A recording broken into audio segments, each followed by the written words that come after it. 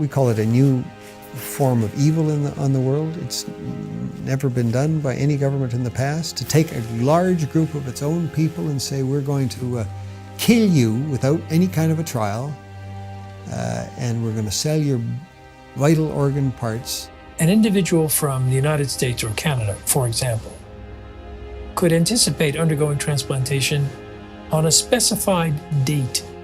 It's a crime against humanity. It's abhorrent, and it needs to stop.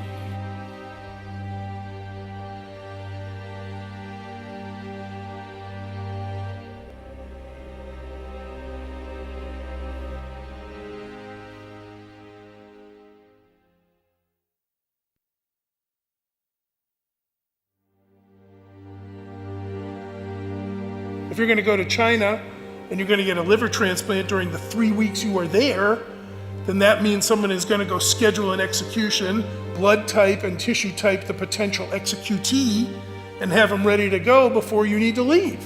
Starting at the end of 1999, the number of transplants taking place just exploded.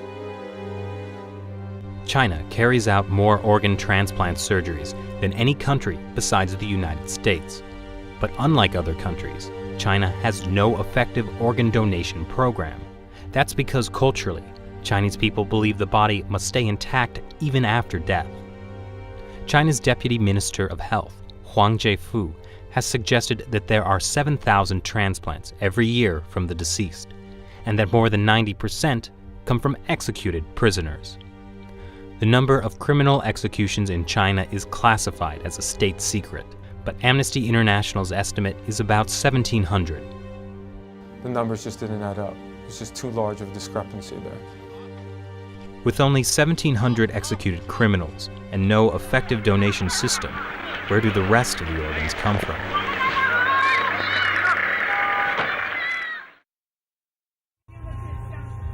Zhao Shuhuan was put in a Chinese labor camp because she practices Falun Gong. 我每到一个劳教所，他都会让我们检查身体，给我们抽血验血。每个劳教所都是。 We estimate that in the period between 2000 and 2005, there are 41,500 transplants which have no other explained source. I'm absolutely convinced that over a long period from 1999 onwards, organ harvesting from prisoners has been taking place, especially with Falun Gong. 他领了到他那个马三家教养院有医院呢，那个医院就是做我真理解好像就是验尿啊，抽干咳。 Doctors would come into the camps, they would look in their eyes, they would examine their organs with ultrasound and the like, and they were the only people in these camps who were medically examined thoroughly. In 2006, two Canadians, international human rights lawyer David Matas and former Secretary of State for Asia Pacific David Kilgore, started to investigate allegations of forced organ harvesting in China. They found at least 52 points of circumstantial evidence, including websites of Chinese hospitals offering matching organs in less than a week. It's just not possible unless you have an unlimited source of organs. And these are people who are alive. We're talking about live donors. The actual transplant surgery itself was the form of execution. These were living people that were killed for their organs. Makes you think of some grotesque restaurant where you go in and you pick your lobster in a tank. But these are human beings we're talking about. The military's making money off of it. The hospitals are making money off of it. The middlemen are making money off of it. And we talk about money. We're talking about a multi-million-dollar operation.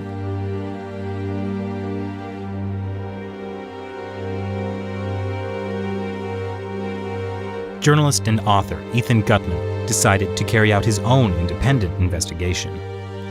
We had witnesses of disappearances, people who'd been examined and then had disappeared, busloads, entire prison wards which had been emptied out.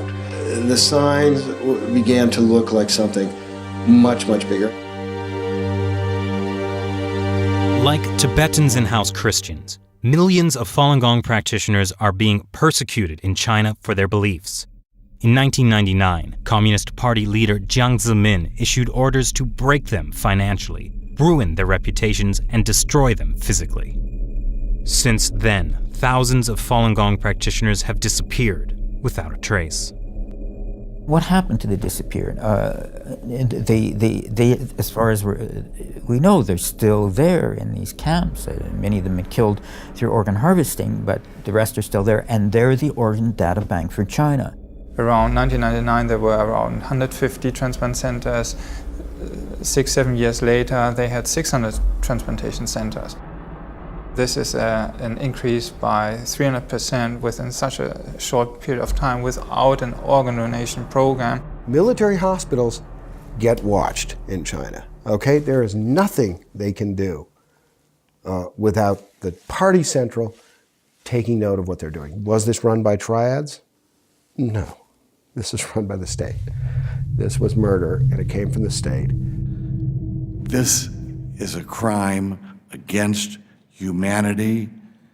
We should do our best to identify those specific individuals who are engaged in this and put them on the list of people who deserve to be brought to justice. In 2006, when this came out and we realized that they were killing prisoners of conscience for their organs, it was doctors that took the front line in trying to stop this. Every day there are a dozen of people that are executed or killed for organs in China. So we have to bring out the message, we have to inform medical doctors to stop this practice. But it's not only the medical community that's getting informed. The U.S. State Department mentioned allegations of forced organ harvesting in its annual Human Rights Report on China in 2011 for the first time. On October 3rd, 106 U.S. congressional representatives signed this bipartisan Dear Colleague letter to the State Department, demanding they reveal information on organ harvesting that they may have obtained from their sources in China. This barbaric human rights abuse must be stopped, but to stop it, we first have to further expose it. And with even more petitions circulating online, the issue is starting to get worldwide attention. But more needs to be done.